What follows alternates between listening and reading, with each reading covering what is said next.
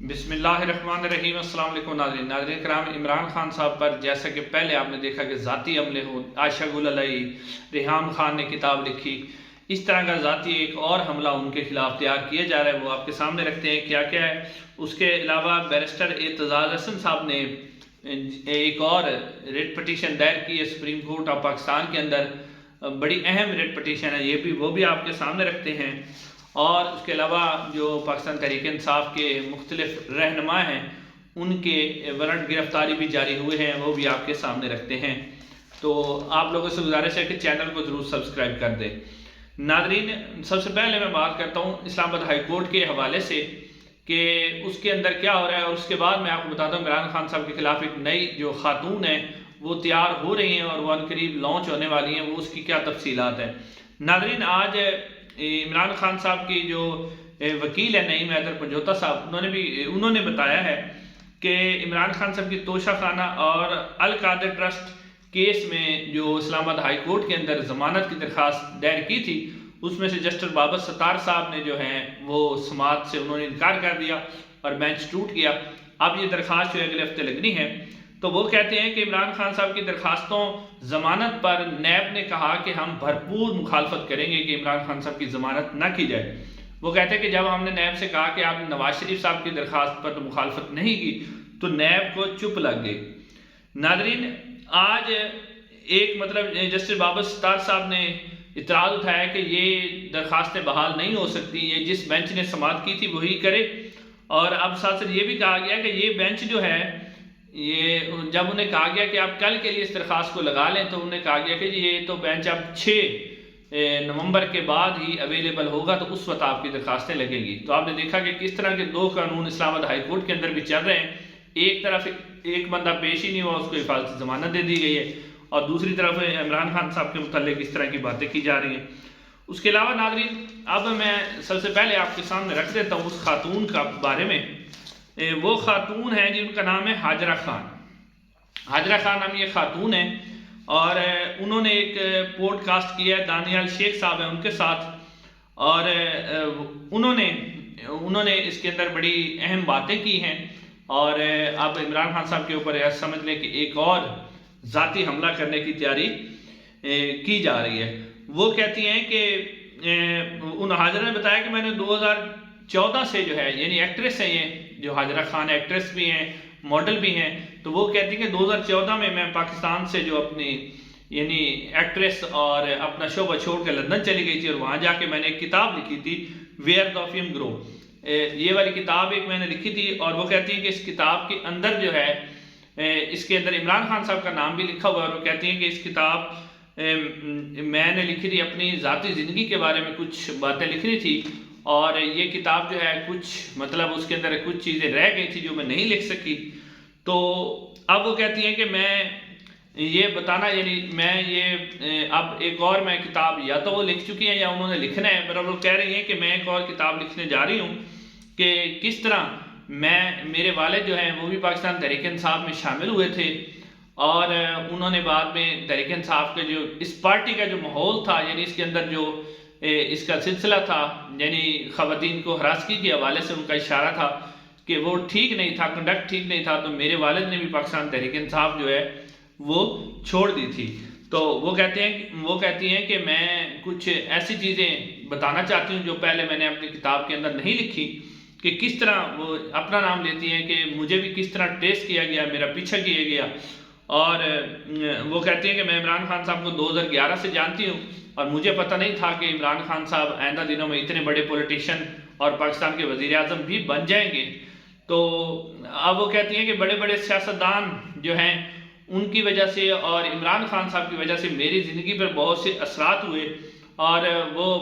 بظاہر انہوں نے نام نہیں لیا، لیکن وہ کہتی ہیں کہ بہت سے ایسے سیاستدان ہیں، ان کا اشارہ عمران خان صاحب کی طرف تھا کہ وہ لوگ ان کو بہت بڑا مسیحا سمجھتے ہیں، اور لوگ سمجھتے ہیں کہ یہ بہت ہی کمال کا انسان ہے اور اس کے اندر کوئی عیب نہیں ہے، لیکن وہ ذاتی زندگی میں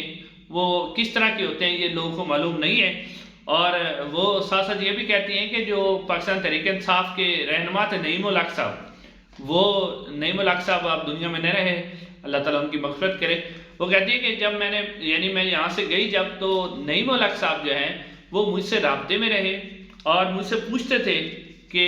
آپ کیسی ہیں، یعنی کہ وہ پوچھتے رہتے تھے کہ آپ کیسی ہیں، کوئی ایسی چیز آپ کرنے والی تو نہیں ہے، کوئی ایسی چیز بتانے والی تو نہیں ہے. یعنی کہ آپ سمجھ لیں کہ ایک اور جو ہے ایک کتاب لکھی جائے گی. لیکن ناظرین اس کتاب کا حشر بھی وہی ہوگا جو ریحام خان صاحبہ نے لکھی تھی اور اس کے ساتھ حشر ہوا جو عائشہ گل الہی نے کہا تھا تو اس کا بھی یہ اثر ہوا تھا. لہذا عمران خان صاحب کے اوپر جس طرح کے بھی حملے پہلے بھی کیے گئے ہیں، ذاتی حملے ہوں، چاہے وہ ان کی نجی زندگی کے متعلق ہوں، چاہے عدت نکاح کا مسئلہ ہو، تو عمران خان صاحب کے اوپر اس کا کوئی اثر نہیں ہونا. لیکن ایک طرح سے کوشش ضرور کی جا رہی ہے کہ کسی طریقے سے عمران خان صاحب کو جو ہے ڈیگریڈ کیا جائے. اب نظر آتے ہیں اعتزاز حسن صاحب نے ایک سپریم کورٹ آف پاکستان کے اندر ایک ریٹ پٹیشن دائر کی ہے. آپ کو معلوم ہے کہ پہلے اعتزاز حسن اور لطیف خوسا صاحب نے جو ملٹری ٹرائل کے حوالے سے سپریم کورٹ آف پاکستان میں ایک ریٹ پٹیشن دائر کی تھی اور وہ ان کی ریٹ پٹیشن جو ہے سپریم کورٹ آف پاکستان نے منظور کر لی اور سویلین کا جو ملٹری کورٹس کے اندر ٹرائل تھا اس کو کالعدم اور غیر قانونی قرار دیا اور کہا گیا کہ اب یہ جتنے بھی ملزمان ہیں 9 مئی کے واقعات کے اندر ملوث ہیں ان کو جو ہے عام عدالتوں میں، سول عدالتوں کے اندر ان کا ٹرائل کیا جائے، ملٹری کورٹ میں نہیں ہو سکتا. اس حوالے سے اعتزاز حسن صاحب نے ایک اور ریٹ پٹیشن دائر کر دی سپریم کورٹ آف پاکستان میں اور یہ انہوں نے دائر کی مسنگ پرسن کے حوالے سے. یہ بہت ہی اہم ریٹ پٹیشن ہے. اس کی وجہ یہ کہ اس کے اندر اعتزاز حسن صاحب نے مسنگ کچھ افراد کا حوالہ دیا ہے. اس میں سے سب سے اہم حوالہ انہوں نے دیا ہے عمران ریاض خان کے حوالے سے کہ کس طرح ان کو لاپتہ رکھا گیا 4-4.5 مہینے اور پھر جب وہ آئے تو اب ان کی حالت آپ دیکھیں کیسی ہے کہ وہ پراپرلی بول بھی نہیں سکتے. اس میں جو انہوں نے ذکر کیا شیخ رشید صاحب کا کہ کس طرح وہ غائب رہے 40 دن تک اور اس کے بعد سامنے آئے، اور اس کے بعد انہوں نے عثمان ڈار صاحب کا بھی اس کے اندر ذکر کیا ہے، صداقت علی عباسی صاحب کا بھی ذکر کیا ہے اور اس کے علاوہ جو فرح حبیب ہیں ان کا بھی ذکر کیا ہے. اعظم خان جو عمران خان صاحب کے پرسنل سیکرٹری تھے انہوں نے اس کا بھی ذکر کیا ہے کہ عدالت اس چیز کو انشور کرے کہ یہ کون ہیں جو لوگ اس طرح لوگوں کو اٹھا لیتے ہیں اور اس کے بعد ان کو غائب کر دیتے ہیں اور غائب ہونے کے بعد جب وہ آتے ہیں تو وہ ایک ہی پارٹی یعنی عمران خان اور پی ٹی آئی کے خلاف جو ہے بیان دیتے ہیں اور ان کے خلاف ہی باتیں کرتے ہیں. تو اب ناظرین اکرام سپریم کورٹ اور خاص طور پر جسٹس قاضی فیض عیسیٰ صاحب جو اپنے آپ کو اور جن کے بارے میں ایک پرسیپشن بنا ہوا ہے کہ جی وہ آئین اور قانون کے محافظ ہیں اور وہ چیمپئن ہیں، بلکہ یہ بھی کہا جاتا ہے کہ وہ چیمپئن ہیں آئین اور قانون کے اور وہ ہر صورت میں آئین اور قانون کی پابندی کرتے ہیں. تو اب ان کے لیے امتحان ہے کیونکہ یہ جن لوگوں کے خلاف کیس ہے وہ بہت زیادہ طاقتور لوگ ہیں. سب کو پتہ ہے پاکستان کے اندر طاقت کا سرچشمہ انہی کے پاس ہے. تو اب دیکھتے ہیں کہ اس کے اوپر سپریم کورٹ آف پاکستان خاص طور پر جسٹس قاضی فیض عیسیٰ صاحب کیا اس کے اوپر اس کو سماعت کے لیے مقرر کرتے ہیں جلدی یا پھر یہ لٹکا رہتا ہے. اور اگر سماعت کے لیے مقرر ہو جاتا ہے تو کیا قاضی فیض عیسیٰ صاحب جو ہیں وہ ان